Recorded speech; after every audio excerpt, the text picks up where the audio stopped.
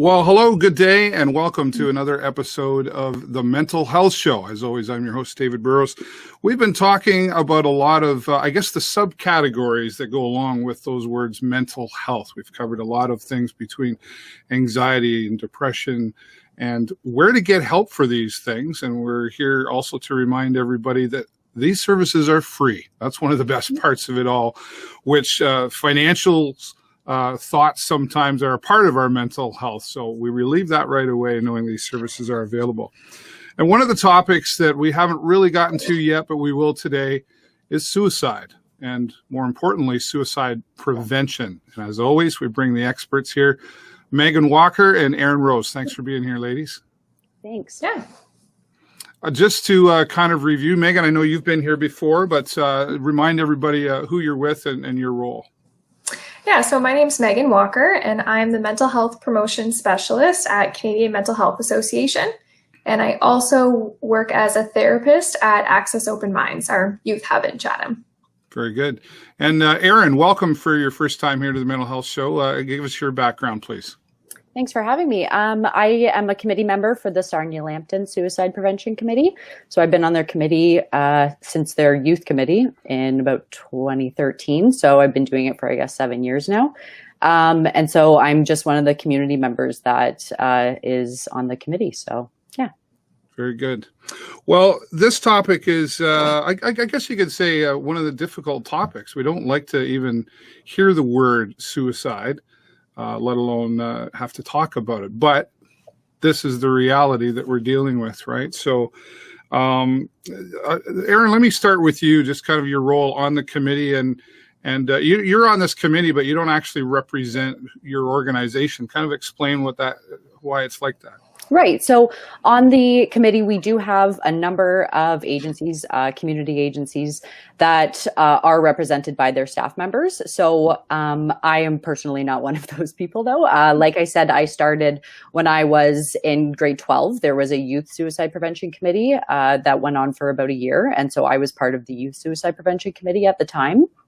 I kind of started because I had lost a couple of friends to suicide. So that was my motivation to do something to make an impact. And so that was something that I was approached about the Youth Suicide Prevention Committee. And so I attended a few of the meetings that way. And then when I went away to post-secondary school, I was able to stay on as a student for a lot of the different agencies that I did placements with and things like that.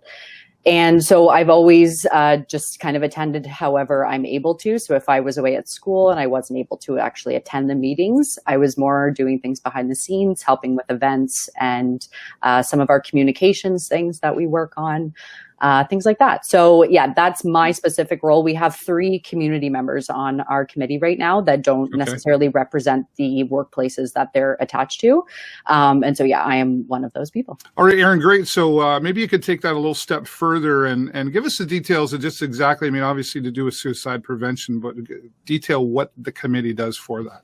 For sure. So we have, I would say, about 30 community agencies that are represented on our committee. So that takes us all across Sarnia-Lambton, which is very helpful too. We have some committees that are in the county as well. So we're able to touch on those areas too. So basically all year long, what we do is different initiatives to promote suicide prevention, suicide awareness. One of our big things that we've tried to focus on is education for professionals and for community members to try and make people more comfortable with being able to talk about suicide and connect people to help. We've brought in some of our, like you said, kind of the experts in the area to help train professionals specifically and give them some more information as to how they can help with grief work and things like that.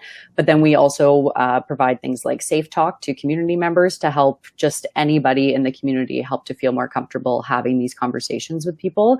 And so kind of going along with education too is making sure that people in the community know what these resources are that are available to them. So we have help cards that we hand out at any number of events and things like that. And so those have all of our local and kind of national helplines and things like that on them, as well as some tips and things that you could be looking out for, like signs of someone might be thinking about suicide. So we have the the cards that we hand out, we do our yellow bracelets that we've been handing out for many years, and they have the distress line, the crisis line, and the kids' help phone numbers on them as well. So those are kind of initiatives that we've started to be able to connect with community members that might not know where to even start if they are wanting to make a difference in terms of suicide. So that's some of our big focuses with the committee, but then we also have all sorts of other things that we do. We have a weekly newspaper article that we have to promote different events or wellness strategies, things like that. We also are collaborating with Rapids Family Health Team on their survivors of suicide support group. So they've been running that for a few years. And so we directly assist them with training or whatever they might need for their support group as well. So those are just kind of some of our big things that we touch on sort of all year long, things that we work on.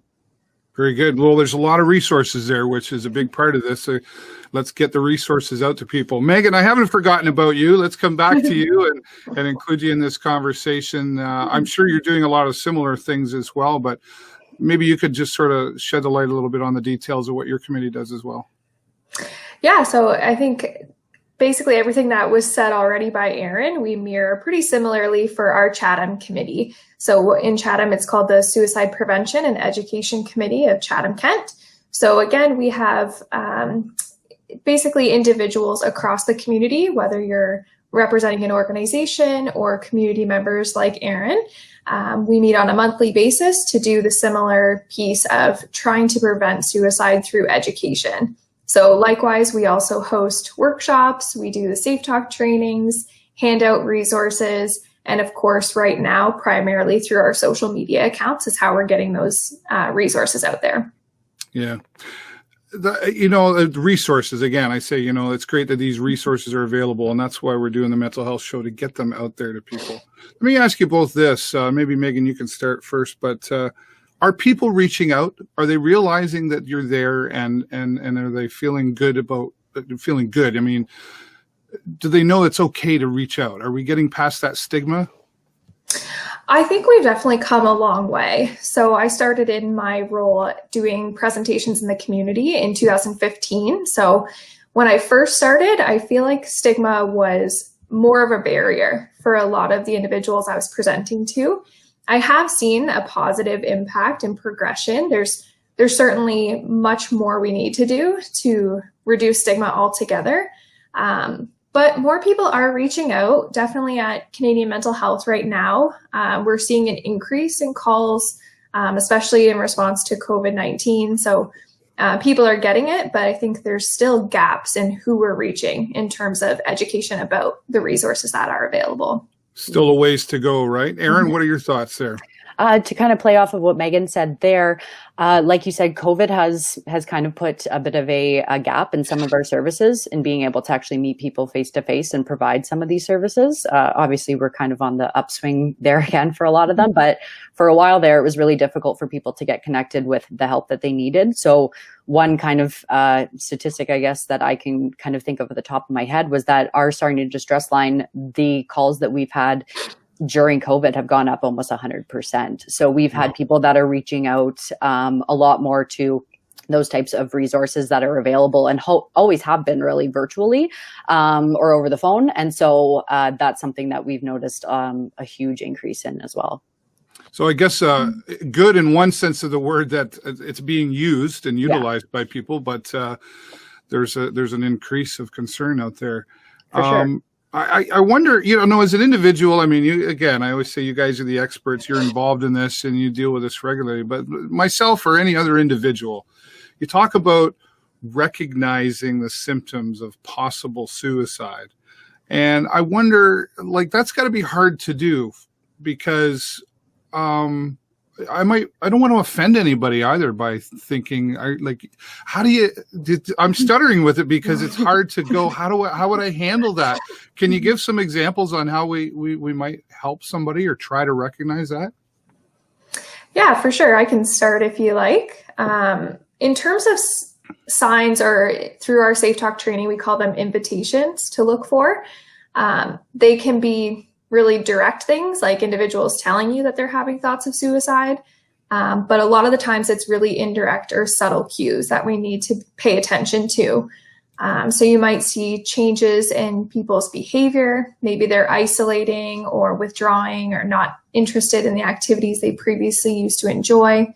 You might also hear phrases like they're feeling hopeless or what's the point? Like really kind of subtle things in conversations. Or some things to keep in mind too are there any situations going on in that person's life? So have they had recent loss? Are they going through a relationship breakup, financial stress? So all of these things, there's multiple factors. And like you said, it's not always easy. It's not always as direct as we may want it to be. But it kind of leads to the point that we need to purposely look for these signs. It's not a comfortable conversation to have. It's probably going to cause some anxiety when you notice some of those invitations and have to ask about it. But some basic tips is just treating it like a normal conversation, right? You're obviously noticing these things, and it's probably going to be in people that are close to you, whether that's family, friends, or even close as in physical proximity, maybe the workplace. Yeah. But some of the easier things to do is talk to them about what behaviors or signs you're noticing and link it back to that as a reason why you're asking. And knowing that it's not comfortable, it's going to be a little bit awkward or stressing for you to ask that. But we need to be asking the question directly. Are you having thoughts of suicide? Really? Yeah. So I might, so I guess to give examples, so I might say, hey, Fred, how you doing? You seem a little distant lately. Is everything okay? Would that be, I don't want to, because I don't know if I'd go up to somebody in my workplace that I maybe work with them. I know them casually, but I don't really know them, right? To say, to ask that question. That's a hard thing to do. Erin, can you contribute to that too? For sure. I think this was something that I definitely felt when I was, like I said, when I was in grade 12, first learning about suicide prevention initiatives. For me, it was difficult to have that conversation as well with some of my friends and how to approach that. I've been told time and time again that it's better to ask the question than to not ask the question because you could be missing something. So I think it's really important to just be compassionate and just to, like you said, it can be difficult if you're in the workplace with somebody who you might not necessarily know, but you might be the only person that's asking them. So it's in my eyes, it's always better to ask than to not ask. If they get upset with you for a little bit, then it's better that they're a little bit upset with you and they're connected to some supports than to you just be noticing it and not saying anything at all. It's kind of like that. I don't know if you ever had that experience. It's kind of like that stoplight. I'm driving. And then, you're the passenger and does he see that stoplight? And do I say anything because I don't want to, of course I see that stoplight, right? It's kind of like one of those conversations. Yeah. And and Megan, you said, ask that question directly. You just say, are you having suicidal thoughts? Just like that? Yeah. Obviously you lead up to it, right? But. I like how your example where you're kind of starting it off as like a normal conversation, like, hey, I noticed this. How are you doing? They might open up to you and they might not. After that, you can start to say like, are you sure? Because I noticed this, this, and this, and provide examples. And then that might open up a conversation. And if you're still, we kind of always have that gut instinct. If we're not sure if the answer is true or if, what's actually going on. So if your gut is telling you, I think something's actually happening, we need to be asking and following up and trying to connect with that person. Right. And it's always really important to be direct because sometimes we want to shy away from using the word suicide. But if we're asking things like, are you thinking of hurting yourself? That indirect question might get an incorrect response. So for most people who are having thoughts of suicide, they're not thinking about hurting themselves. They're thinking about ending the pain that they're experiencing. Right. So they might rightfully answer, nope, that's not what I'm thinking. And then we miss that, right? So all of these conversations and these tips and resources are taught through our Safe Talk training. And we go through multiple different examples and we practice asking the question and getting a little bit more comfortable knowing how to ask, what phrases to say or not say, and who can we connect them to in the community. Right. Well, that word comfortable, because I mean,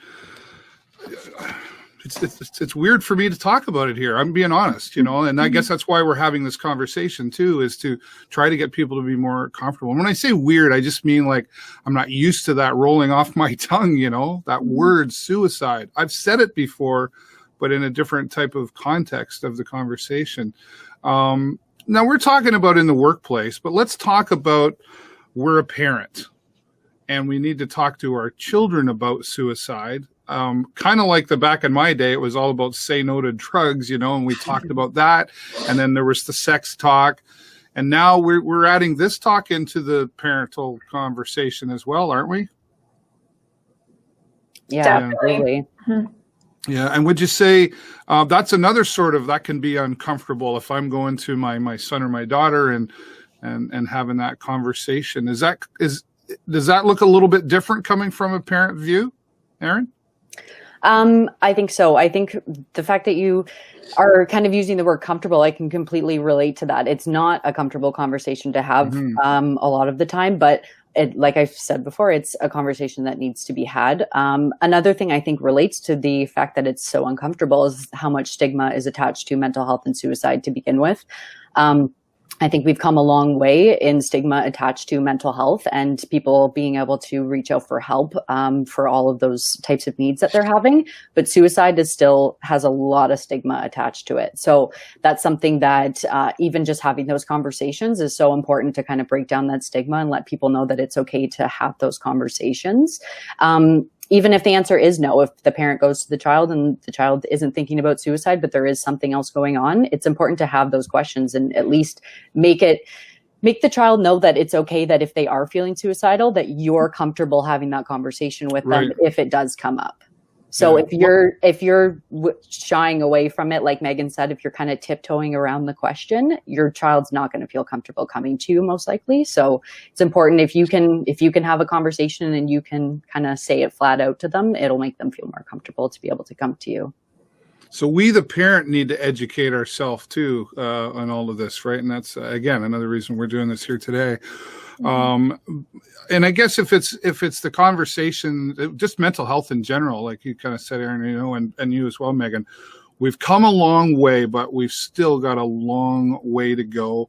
Why do we label this? Why is there a stigma on this? It's got to be frustrating in your roles to see that and go, oh, like why don't we just cut it out? I think a lot of stigma with mental health and suicide is people aren't aware or they don't have the information. And for things that we don't know or we don't understand, we tend to judge them, right? Yeah. So I think the education piece is huge. And that's what our committees aim to do, is really shed light on the truth and kind of reduce some of these myths that might be associated with mental health and suicide. But it's definitely an ongoing thing that needs to be addressed. Yeah. Sorry, can I touch on something, Dave? Yeah, absolutely. No, go ahead. When I think about suicide and the stigma that you're kind of talking about, it's hard for me to not associate it with kind of the historical or the global context of what suicide means for people.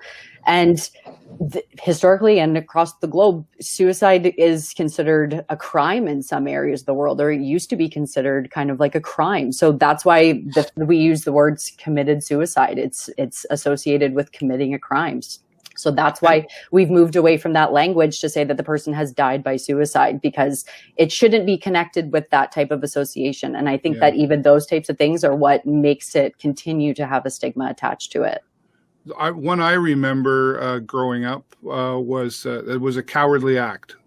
Right. How do you respond to that? If somebody says that. It's, I don't know. That's a tricky one for me. I remember when I had friends pass away when I was 15, and that was a lot of the conversation that was going on, that it's cowardly to do that. And when I think about that, I think about how much pain that person was going through and what they were trying to do to overcome it. And when you're not connected to the right resources, you're not having people that are asking the right questions, it's not a matter of a cowardly act anymore. It's a matter of you don't have another option to end the pain. Yeah. Let's, Megan, I want to come back to you just for a moment again. You know, we talk about what approaching someone we think have those warning signs, but what are those warning signs? And maybe you can relate that to your Safe Talk as well. Mm-hmm. Yeah, so in our Safe Talk, I guess for those who haven't heard of Safe Talk, it's a half-day suicide alertness program that was developed by Living Works. And what it teaches is how to recognize signs, how to ask directly, and then knowing what resources are available in the community who can do the rest of the supports and intervention with that individual. So absolutely everybody in the community should get trained in Safe Talk because it's those basic helping steps. It's like that conversation piece that we're talking about right now. But again, some of the invitations we discuss in the workshop, we call them invitations again. It could be someone saying, you know, I'm thinking about suicide, or it could be certain thoughts or statements they might say, feeling hopeless, helpless. I don't want to do this anymore. This isn't going to get better. Or it's really subtle things like small changes in their behavior that you really have to.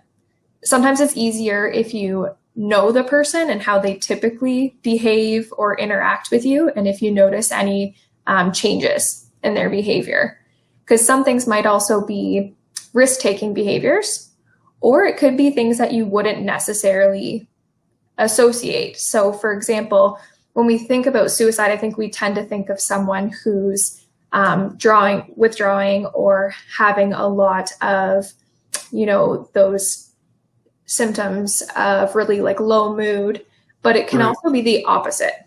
So if somebody has been experiencing that low mood, kind of low motivation for a while, and all of a sudden there's a shift in their mood when they're all of a sudden happy or content, that in itself could be a sign that they've made that decision. Right. Yeah. I was thinking that because I've heard that before, you know, whatever. Oh, so it was really down. All of a sudden got really happy and then, right. So that's true then, right?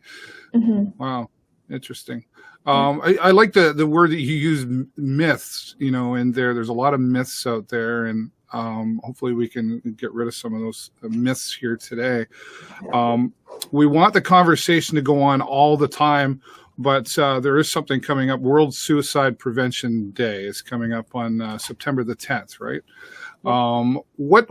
What are we going to see on that day? I mean, some people go, oh, well, we should be talking about suicide every day. Oh, yeah, absolutely, we should. But this is just kind of an extra kick to create that awareness, right? Mm-hmm. Yeah. What will we see on that day, Erin? Well, Suicide Prevention Day, like you said, the conversation should be happening all year long, but Suicide Prevention Day is one day that I think over 50 countries kind of come together to have that common conversation that they're wanting to have that day. So from the Sarnia Suicide Prevention Committee, we did have some plans to kind of do some events and things. That's typically what we try and do, is have some community events for the day. So obviously we've had to put that on the back burner for a year.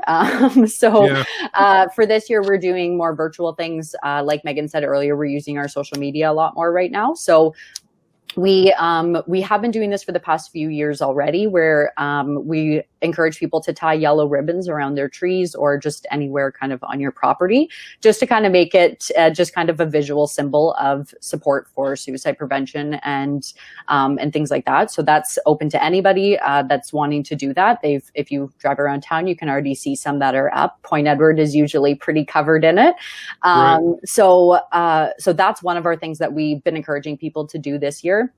Another thing that we have been doing for the past few years is encouraging businesses to change their signage to actually something to support World Suicide Prevention Day, whether it's telling people to reach out for help, whether it's providing like a support number on their signage. So again, you'll see a number of businesses that have already started to do that as well.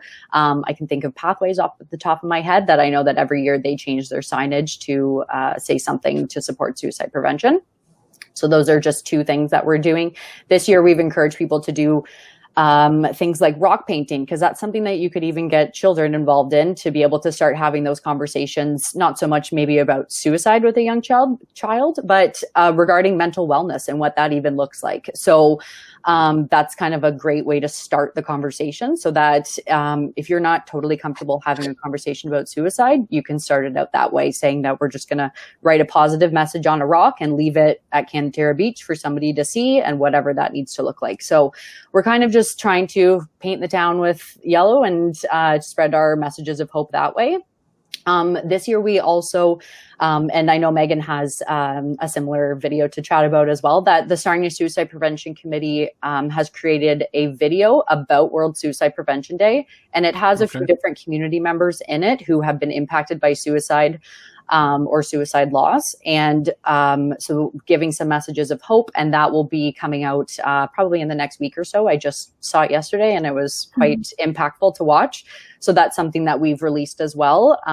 So that's something that we can use in the future as well too. So that'll be a nice thing that we can use going forward. But yeah, so those are some of our bigger initiatives for this year.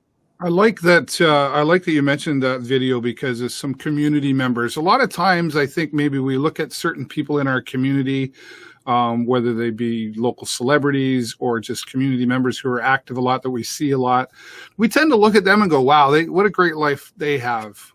And we don't always think that maybe there's something going on there, right? Do we miss that sometimes?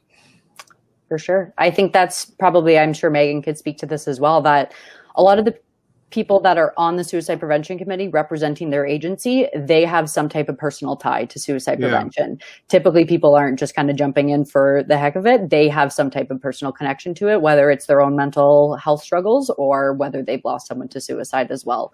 So I like that you pointed that out, Dave, that you're right. Even the professionals need support as well. So yeah. Megan, do you want to add? Yeah, so in terms of our Chatham committee, we are doing very similar things to Sarnia. We've always tried to work together and make it consistent. So we're all working together for the same goal. So likewise, we're also doing the Yellow Ribbon campaign. We're sharing resources from World Suicide Prevention Day on our social media accounts. And again, we would love to be doing in-person events and trainings, but we'll put that on pause for now. Right. But we're also in the process of creating our video. And for our video, we wanted to get the message out in our community that our committee even exists. I think a lot of people aren't aware of us and what we do. So leading up to World Suicide Prevention Day on September 10th, we're actually putting out information on each member of our committee and all of our agency resources. So starting as of yesterday, once a day, we're going to be highlighting an agency that sits at our committee and talking about what they do, how to connect with them. So definitely, if you don't follow us on Facebook or Twitter, now is a perfect time. So you get some agency information too. And then our video, again, is highlighting who all is working together on our committee, highlighting our goals and how to connect with us to get connected for resources and different crisis supports. Yeah. It's interesting how, I talk about this the pandemic that, this is going on. We've all really had to become creative on how we do things, right? Well, hence even the mental health show here, why we're one of the reasons we're doing this. It's been a bit of a challenge, I'm sure, for you to have to sit down and go, like, how are we going to do this, right? But it's working. Do you see coming out of this pandemic, whatever that looks like, I don't know how we come out of it, right? What that's going to look like. Do you see yourself continuing to use some of these new things that you've created anyway, even after the pandemic has kind of settled to the point where we can go out and hug each other again? I think definitely. Before COVID, we were hoping to engage in more virtual services, but we didn't really have that push until now. So I guess that's a positive thing that now I think moving forward, it's going to be a combined approach of even in terms of our sessions. So at Access Open Minds, our doors are open right now. So when youth or parents are reaching out to us, we're offering them the option. Do you want to come in and see us face to face? Do you want to chat over the phone or through OTN or Zoom? So I think our plan is to continue with that moving forward to reach as many people as possible. And likewise with our committee too. Right. Erin, yeah? Yeah, I would agree as well. I think that, like I mentioned for that video, that's something we'll be able to use in the future. But even just using our Facebook page and things like that to connect with people, it is seeming to maybe hit a group of people that we weren't typically reaching out to when we were just doing a community event that you actually had to go and attend, versus we're able to connect with all sorts of people if you're just sitting on your Facebook scrolling through and you're able to read these resources or watch a video or whatever that might look like. It's a new way to be able to get a whole new group of people involved, including younger people, I think too, when we're able to access social media more. I think we're having probably a greater response from younger people as well. Yeah. And well, we all connect to things differently, right? Or we all learn differently. Some we like to read, some we like to watch. And then moving forward down the road, I mean, I'm a little bit older than both of you. So when I get to that nursing home, if I get there, right, like there better be Wi-Fi there for me, because I have that in my hand now, and then the next generation is coming along. Is this kind of helped you guys, organizations, keep up with technology and having to go, wow, like people don't always pick up a book anymore? I would say definitely. The only thing that I can kind of touch on that's made it a little bit more difficult is in terms of Safe Talk, is we haven't been able to have our Safe Talk training since COVID started, because one of the really important pieces of Safe Talk is kind of being there with other people, getting to have examples and getting to practice with other people. I've done a Living Works training, I think last month, and it was it was virtual. It was over their website, and it was great. But I can imagine if I didn't have any prior knowledge to suicide prevention, it's very important to get that actual experience of being able to ask that question. Because like you said, David, it's not comfortable to straight up ask somebody, are you thinking about suicide? So in the Safe Talk training, that's something that you practice. So that's been really difficult for us, is having to put that on hold, trying to figure out if it's even possible to do it virtually. But we haven't been able to train anybody since the beginning of March. So that's been a challenge, I guess, as well. Okay. I'm looking forward, moving forward in our area. We've had different committees or meetings where they're asking more for Safe Talk training. So we're actually in the process now of determining how do we get back in person and establishing some safety protocols so that we can start hopefully before the end of 2020 offering one in person, but we'll see. Yeah. Well, we'll hopefully get back to, the new normal, right? Yeah. Erin, you made a comment earlier about, we're talking to our children when they're younger, and you said maybe we don't talk about suicide at that young of an age. When do we start talking about that suicide? Like, when do we start bringing that word up? I know, we can have the mental health conversations and, write positive messages down. Just creating a positive environment, period, is really half the battle, right? But when do we start bringing that conversation up? Maybe Megan might have a more specific answer for you. I can just kind of say from my own experience with it. Specifically, we did an art walk event a couple of years ago, and one of our the idea that we had for that year was we had semicolons. That was kind of our theme for the year, the semicolon, to kind of represent that your story isn't over. And we had some canvases, and we had people writing different ideas on the canvases as to what keeps their story going. So we had, I think, over 500 people write down all different sorts of ideas. And it was very interesting to watch parents with their children trying to explain to them what you're writing and why we're doing this. So when I kind of mentioned that earlier, my thought is, to a younger kid, we would say something to them like, well, what makes you happy? And when you're feeling sad, who do you go to? And what does that look like? And then I think when it gets to a point where if a child is being more curious and asking more questions, then I don't think it's a bad thing to bring up that topic. Because statistically, they might know somebody who dies by suicide in their life. So it's not something that we need to necessarily hide from them. I just think that maybe if we're not prepared to have the conversation yet, then it's okay to kind of speak about mental wellness or whatever that might look like until you're ready to have that conversation and feel confident in what your actual answer is going to be for them. Right. Megan, what's your answer to that? Yeah, I think I agree with everything Erin said about that. When we went through our Living Works training, we learned that even children at a very young age, 5, 6 years old, they've heard the word suicide somewhere before. It's not something that they've never heard of. So normalizing those conversations, if they bring it up to you, of course, but the idea of approaching it from just talking about your emotions in general. And of course, every conversation has to be tailored to their level of understanding, and maybe using images or those kinds of things. For Access Open Minds, for example, if you've ever seen any of our advertising, we use a lot of emojis because that's a way that children, it's like a universal way to communicate. So even having conversations about, how are you feeling today, and talking about who can you turn to if you're having a bad day, or if you're having some of those emotions that make you a little uncomfortable. So definitely trying to figure out in what way it's going to be understood by that child or youth. And don't hesitate to reach out to the different community agencies in your area with help for those kind of conversations. That's what they're there for. They can give you some practical tips. And things like Chatham-Kent Children's Services or St. Clair Child and Youth in Sarnia, they're engaging with youth and children on a regular basis. So they'll have more strategies and kind of conversation starters with that.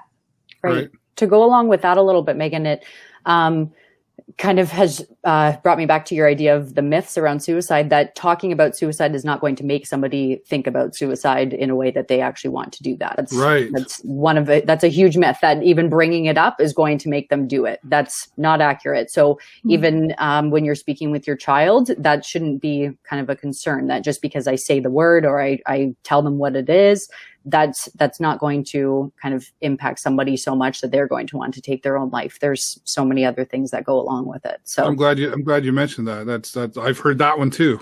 Yeah, for sure. It's funny of how I don't remember where I heard it. I just heard it, right? You just heard it. Everybody's heard it. Absolutely. Yeah. That's right. As a parent, it's again, it's still that difficult conversation, but has to happen. But it can really just start with a simple, "How's your day going there, buddy?" Absolutely. Right? Yep. Is everything good? I always hated it when parents, "How was school today?" It was fine. It was school, right? It sucked. Yeah.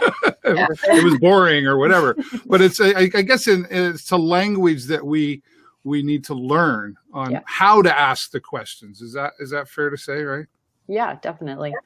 I think it was last year's theme for World Suicide Prevention Day. I think they're doing it again this year. Same theme, is working together to prevent suicide. So they're kind of trying to highlight the idea that this isn't just something that professionals need to be aware of and need to educate themselves on. This is everybody in your entire community can have a voice or an impact in suicide prevention just by having those conversations. Like you said, just meeting up with your friend that you haven't talked with in a bit and saying, "How are things going? And I've noticed that's happening," or whatever that might look like. That's anybody can do that if they, I shouldn't say if they have the training for it, but if they feel comfortable and if someone has kind of given them maybe some pointers as to how to have that conversation in the first place. Yeah. Let me ask you this from a parent's perspective. Let's say, we find out that our child or our youth is having whatever those issues are, and it's come to possibly suicidal thoughts. And now, am I parenting out of guilt a little bit? Am I afraid to, punish or no, you can't do, like, there's still those regular life things. Do we start parenting out of guilt? You sort of mentioned tiptoeing around. We still have to parent though, right? That's definitely that fine line. But in terms of when you're noticing that your child or youth is struggling, try to think about it if they came to you with a broken arm or they were physically sick. how would you respond in those scenarios, right? You would ask them about it, you'd talk to them about it, you'd get them connected to resources, maybe bring them to the family doctor. The parenting things can still come up with that scenario too. But sometimes we have to compare it to physical health, because mental health is a health problem, just like any other physical health condition. So trying to approach it in that same way, talking to them about it, getting them connected, bringing them to a counselor or an agency that specializes in mental health, or even family doctor. That can be a first place to go to. But try to make those same comparisons as if it was physical health too. Yeah, that's a good point, because, and I've heard people say, well, I don't want to punish them because they're having these other issues and I don't know how they're going to react to it. So you're saying, well, just treat it the same as anything else. You still have to parent. You're still grounded for lying to me or whatever that sort of stuff is you just continue on the same way. So what changes then once now we're at home with our children and we obviously have to make some changes at home to help them? What do those changes look like? So I think it's different for everybody, what that looks like. And it's going off of what the child and youth needs in that moment, right? So I think our local agencies are really good. So like I said, St. Clair Child and Youth, Chatham-Kent Children's Services, Access Open Minds, just thinking of the youth and children aspect. They're really great with working with families. So we know that if a youth is struggling, they're not the only ones impacted, right? There might be siblings, parents, aunts or uncles, grandparents, and we recognize that the caregivers might need supports too, and they don't have all the answers of how to support. So we actually do have, at Access in particular, we have family navigators who can help with those tips too on what do I do when I get back home now? How can I respond in a way that's going to help my child and not escalate what they're going through even further? So that family piece, again, don't hesitate to reach out to these resources. If you have a youth or a child who's struggling, even if they're not accessing services themselves, parents and caregivers can reach out as well. Yeah. It all comes back to use the resources. These resources have been created because it's been recognized that there's issues going on, and they're free, right? That's the best part. They're free. We got to have more of this conversation. We're almost out of time here today, but I'm really glad that we're talking about suicide and, more importantly, suicide prevention. Thank you, ladies, very much for your knowledge and expertise here today. But before we go, I do like to give everybody one last chance in case there's something we didn't cover here today. Erin, I'll start with you. Something that we haven't covered. One thing that I know specifically, I was talking to the person who runs our committee in Sarnia. We were talking a little bit about how this past year, the YMCA has their celebration of youth scholarships. And so this year, because our committee receives United Way funding, as well as a lot of community donations, we were able to sponsor one of the scholarships this year. So again, to kind of help a youth that's wanting to move forward with suicide prevention in their post-secondary life. And so that's something that we were able to do this year. Thanks to United Way. And another thing, when Megan and I talked the other day, she pointed out to me, and this wasn't even something that I realized, that Sarnia is very, very lucky that because we have that funding, we've been able to provide upwards of 2,400 safe talks for free for a lot of people in the community. Wow. So that's covered by community donations that we receive. And so that's so important, because funds shouldn't be a barrier to somebody wanting to support someone. So like I said, it's a community effort. So we need to be able to have people at all walks of life doing this. So I know something that's come out the past few years has been like hockey teams and hockey coaches have been wanting to get trained so they can have those conversations. So things like that have really been coming forward as well. And that's a huge thank you to the community donations and the United Way funding that we've been receiving as well. Yeah. The Face Off for Mental Health, I think you're talking about there. Great program. And obviously, and honestly, just a quick background, it started coming from a coach who was dealing with, I'm a coach. I'm not a mental health expert. Exactly. Help, right? but he went out and asked for help, and look what it's turned into. Yeah, very Absolutely. good. Megan, your final thoughts. Yeah, I think kind of similar to what I say at the end of all of these shows is reach out for the supports. We're here. It's free. We try to accommodate as best as possible. Now we have multiple means to get connected. And also, we're talking about suicide prevention. And when it gets to the point where you're having those thoughts, don't wait that long, right? If you're having those thoughts, certainly reach out. We have our first response team both in Chatham and Sarnia. If it's an emergent situation, calling 911 or presenting to your local emerge. But also, if you're just feeling unwell or you're feeling down or anxious or like you need someone to talk to for some coping strategies, don't wait until you've hit that crisis point. Reach out as soon as possible, and we're there to help. Yeah, fantastic. Thank you both, by the way, for what you do in your careers. You are doing well for your community, and it's important what you do. So keep doing that as well. And thanks to all of you who are watching this. If you've got a topic that you would like us to discuss that we haven't talked about yet, put it in the comments section below wherever you're watching from. We're also going to include all the links and all the phone numbers in the comments sections as well. So these resources are available to you. Thank you again, Megan and Erin. Appreciate you very much. Thanks, everybody, for watching the Mental Health Show. We'll be back again soon. As always, I'm your host, David Burrows. Until next time, take care of yourself and each other. Bye for now.